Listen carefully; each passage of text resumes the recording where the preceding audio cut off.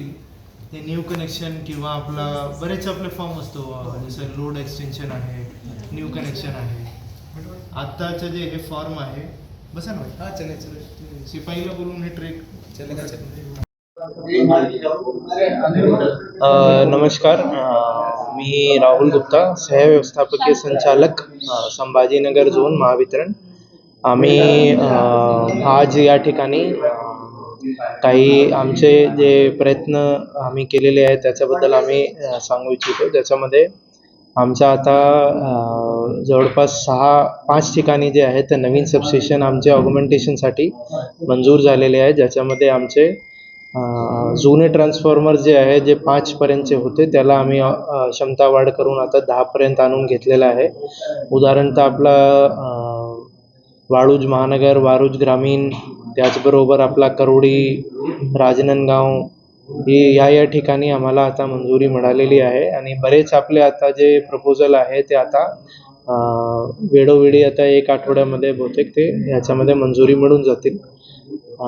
माझा बाकी कन्झ्युमर्सला हेच अनुरोध राहणार आहे की आता आम्ही महानगरपालिका आणि स्मार्ट सिटी यांच्याबरोबर MOU करून घेतलेलं आहे, ज्याच्यामध्ये आम्ही कन्झ्युमर मॅपिंग आणि त्यांचं जे स्मार्ट सिटीमध्ये उडान कार्यक्रम आहे, ज्याच्यामध्ये एका ठिकाणी तुम्हाला प्रॉपर्टी टॅक्स आणि पाण्याचा टॅक्स भरता येत आहेत. त्याचबरोबर आम्ही आपला इलेक्ट्रिसिटीचा जे बिल असतो तो पण प्रॉपर्टी टॅक्स आणि पाण्याच्या टॅक्स सोबत आम्ही भरण्याची सुविधा उडान कार्यक्रमामध्ये देणार आहे.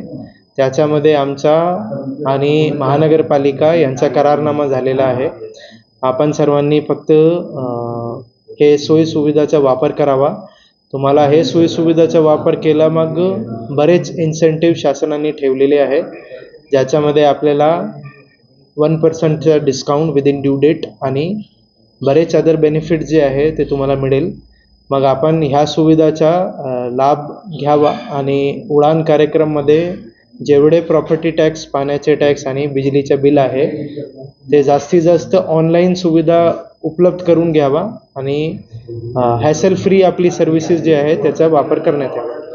सर, टॅक्सेस भरण्यासाठी वेगवेगळ्या आम्ही द्यावं लागते ग्राहकांना, म्हणजे कशामुळे द्यावं लागतं? उशीर होत नाही का तेवढी घेऊन द्यावं लागते? नाही, म्हणजे काय असतो की समजा एक सुविधा मिळाली कन्झ्युमरला, आता डिजिटल एन्व्हायरमेंट आहे, ज्याच्यामध्ये आम्ही जास्तीत जास्त फायनान्शियल पेमेंटचा वापर करतोय.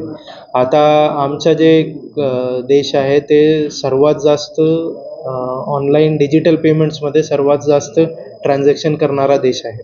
मग त्यामुळे आम्ही जे आता सुविधा उपलब्ध करून घेतोय त्याच्यामध्ये सर्व्हिसेस एकतर छान आणि प्रॉम्प्ट मिळणार आहे आणि आमचा पण ताण कमी होणार आहे, ज्याच्यामध्ये आम्हाला फिजिकली जाऊन लोकांशी ते बोलणं करावं लागतं, ते पण आता कमी होऊन जातील.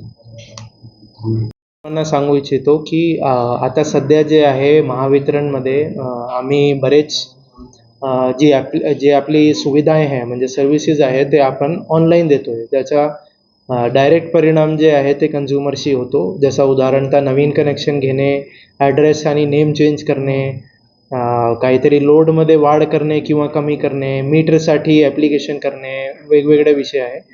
त्याच्यामध्ये आम्ही आता जे सध्या तुम्हाला आता इंटरफेस दिसतोय त्याच्यामध्ये बरेच आपले इम्प्रूव्हमेंट झालेले आहे. ते आता अंमलबजावणीसाठी थोडा वेळ लागतील, परंतु त्याच्यामध्ये तुम्हाला एक न्यू इंटरफेस आमच्या महावितरणचा दिसेल, ज्याच्यामध्ये तुम्हाला